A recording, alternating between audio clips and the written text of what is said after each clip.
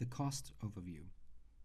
I've selected my job here and I've navigated to the cost tab down here.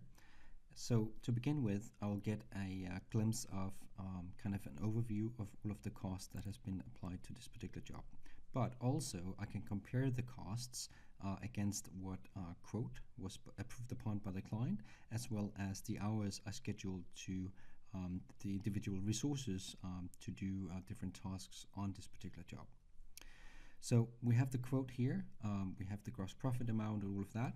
We can then compare that against how many hours we booked on the job, on the schedule. And in the middle section here, we'll then have all of the costs.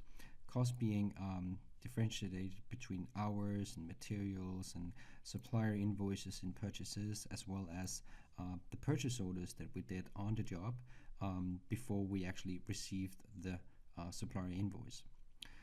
Over here, I can then see any invoice that I've done, and of course I can compare the actuals against what I've already billed to the client.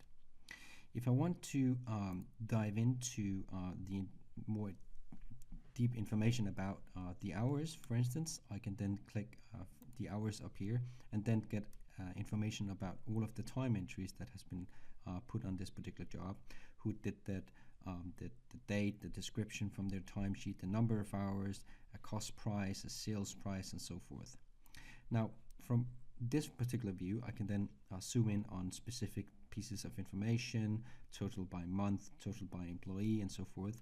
And in my summaries view here, I have somewhat the same information or the same options in which I can review my costs in different layouts or different overviews.